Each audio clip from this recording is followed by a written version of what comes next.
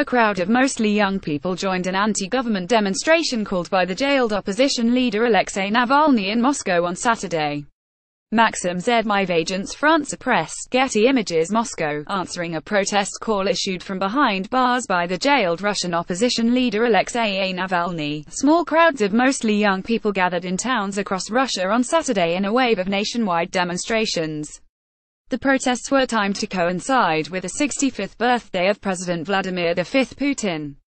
The turnout for the protests, which began in Vladivostok in Russia's Far East and then rolled westward throughout the day, was considerably smaller than in 2 previous days of nationwide rallies called by Mr. Navalny in March and June. The turnout for the protests was considerably smaller than in 2 rallies held earlier this year. A heavy police presence and fears of a harsh crackdown dampened the fervor of Mr. Navalny's supporters. Maxim ZmeyevAgence FrancePresse, Getty Images But the geographical reach confirmed the anti-corruption campaigner as Mr. Putin's best organized and most determined political foe. In Moscow, torrential rain, a heavy police presence and fears of a harsh crackdown dampened the fervor of Mr. Navalny's supporters, with only a few hundred people gathering in Pushkin Square in the center of the city to chant slogans against Mr. Putin and the corruption that has become an endemic feature of his increasingly authoritarian rule.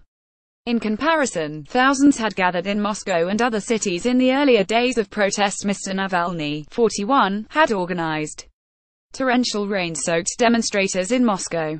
Mladen AntonovAgence FrancePresse, Getty Images Happy Birthday Putin and Goodbye, youthful protesters chanted, mocking the Kremlin leader who, if, as expected, wins the presidential election next year, will be over 70 when his term ends. OVDInfo, a non-profit organization, reported that more than 260 protesters had been arrested by early Saturday evening, a smaller number than during the previous, bigger protests organized by Mr. Navalny. Police officers blocked demonstrators in Moscow. Sergei Karpuk and Reuters. Nonetheless, the crackdown seems to have been severe in some towns, particularly St. Petersburg, where at least 66 people were arrested, and photographs posted on social media showed protesters splattered with blood after their arrests. Mr. Navalny was absent from Saturday's protests, having been sentenced earlier in the week to 20 days in prison for organizing unsanctioned rallies. The sentence appeared to be an attempt to halt Mr. Navalny's efforts to organize protests in St. Petersburg on Saturday.